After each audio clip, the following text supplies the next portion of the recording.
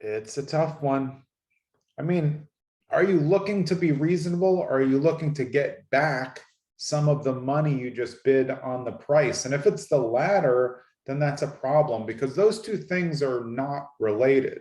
As a home buyer, I understand in this market if you feel like you overpaid a little, but that doesn't mean that inspections is the time to try to get more credits just to make up for the heat of the market.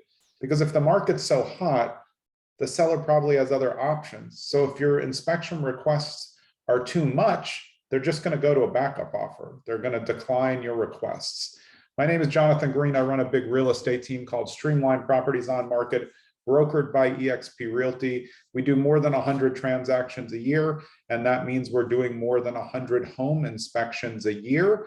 And on all sides of the transaction, the home inspection is important. Obviously, for the buyer, it's you getting an idea of the lay of the land of the house. But the one thing you have to remember is you're not buying a new house in most cases. So if the house was built in 1920, and even if it's been upgraded in parts, your expectations can't be perfection. That's not how it works, and especially not how it works if you beat out 20 other offers, because there's other people who probably just waived inspections or waived other things. And for a seller, inspection is really an important part of the transaction too, because it may find out some things that you didn't know about, or some things that maybe you hoped no one would find out about.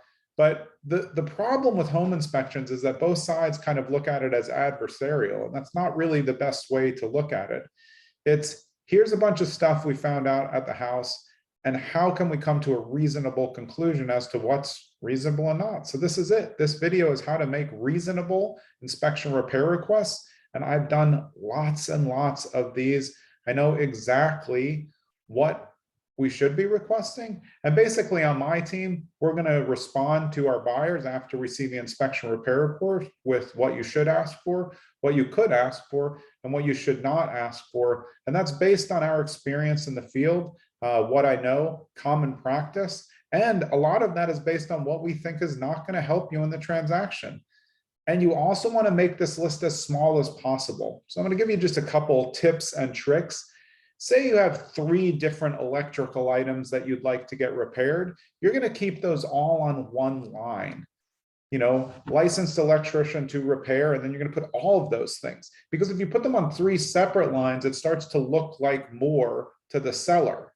So it's not just what you're requesting, it's how you're requesting it and the presentation of your requests. But let's take a step back. If we're talking about things that you should ask for, we have limiting language, so we're going to be looking for major safety issues. That can be unsteady foundation. It can be electrical that could cause fire, like Federal Pacific electrical boxes. Those are no-brainers. You're going to get a credit for those. If somebody does not give you a credit for something that's a major safety issue, all you have to say is, I know it's going to come up when the next person does their inspection, so why don't we just make the deal now? And that's the one thing that sellers forget about the home inspection process. If we find something that's a major issue, even in a competitive market, then the next person's going to find the same thing.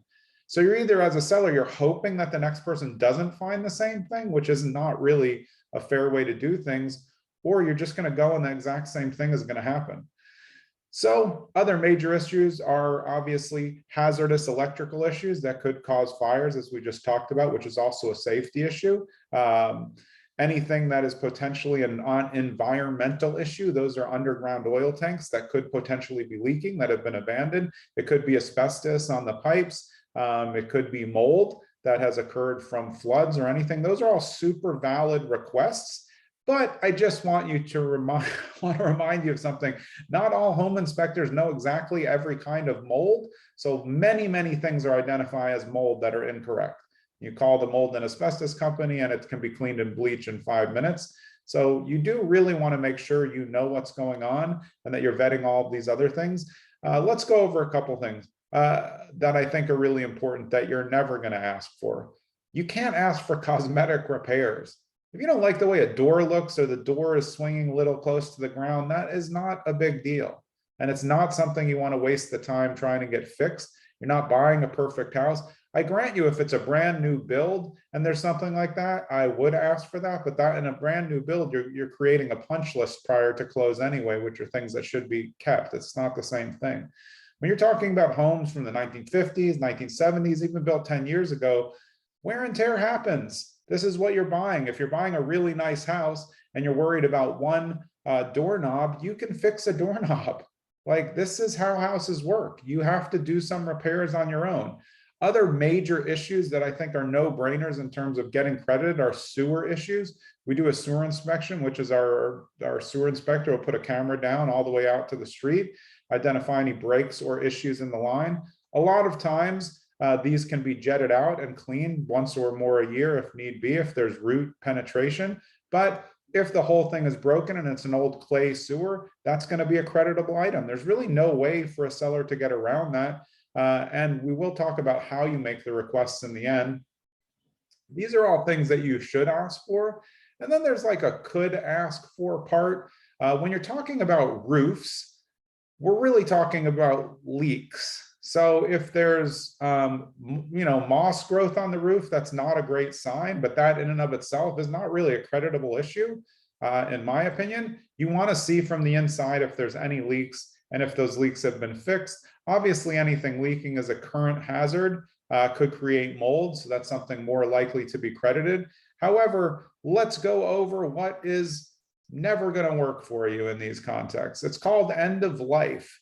So if a roof is old, or a hot water heater is old, or a furnace or boiler is old, but it still works fine and there's no issues with it, you're not getting credited any money just because it's old. Like, might it break the day you move in? Yep. Could it last 5 more years? Sure, but that's on you because they're providing you something that works.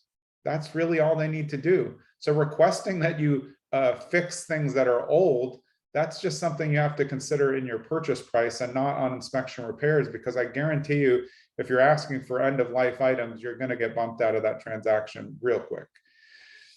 There's a few other things that will come up that, at least in New Jersey, are less likely. A lot of garages and chimneys are considered as is, and most listing agents will put that right in. Doesn't mean because all garages are falling apart or because all chimneys are a disaster and nobody wants to deal with them. It just means that it's very hard to diagnose what's wear and tear and what's a major problem. And home inspectors are not experts in some of these areas. So you're going to need to hire a chimney specialist anyway. And there are some areas of, I guess, contracting where it's a little sketchier. Does everyone in the world need a level 2 chimney inspection? Definitely not. Does everyone need a new liner? No. Will companies tell you to get it? Sure. But we are, at least on my team, try to find reputable providers. So we know that when we're doing it, they're not going to try to upsell you. They're going to give you a full evaluation of what you really need to do, what you could do. There's other plumbing issues that could come up, especially when you go outside of municipal sewers. When you're talking about septic, you're going to have a septic inspector. If you have a pool in the back, you want a separate pool inspection to make sure there's not any sunk costs literally in that project. And then there's just a lot of things that come up around the house. When you're talking about windows that have that foggy look, that's a blown seal. It's not something I would ask for. However, if you have a broken window and the glass is broken, that is definitely a safety issue because somebody could fall, it could fall out, somebody could get cut. So what you're really trying to do in the end, like I told you on presentation, is you're trying to pick the most pressing issues, and then you're trying to be reasonable. I know some buyers might think, oh, well, that's not representing in my best interest. I can assure you it is, because in the hot markets that we're having right now, you cannot be a nitpicker on inspections because they're going to have other people who are just going to go and take the deal from you. Their backups waiting and they're willing to waive, especially when they know that there's a problem. So how do you find a win-win? What I like to do is look at all the things, and then you're either making a request for repairs or you're making a request for a credit. Sometimes it's a hybrid of both. If there's things that I feel are safety issues, I want those repaired by licensed contractors, electricians, plumbing with proof before we close as buyers. But if there's some things that I think I can handle on my own later, or if the seller doesn't want to do any work, maybe they're absentee, they're not around, then you're just going to come up with a number that fits. Does that mean that you get an estimate and you just ask for all of the highest prices? Definitely not. That's not how you create a win-win. A lot of times we look at the overall estimates for repair costs, and we're going to ask for between 50 and 75% of that. And when we do that as a buyer, and we have a full presentation of these are major safety issues or electrical issues, here's the estimates. We're willing to pay 30%. You take on 70. That's very reasonable. It's much more likely that a seller is going to say, well, I guess everybody's going to find all this. The next person may ask for all of it. So you're trying to still create that win-win environment. That's the best way to close real estate transactions. Once they get adversarial, everything's going to go wrong. Lots of people have misconceptions about who's asking for what. And it's very important that the real estate agents stay involved. At least in New Jersey, a lot of times buyers are just sending this to their attorney.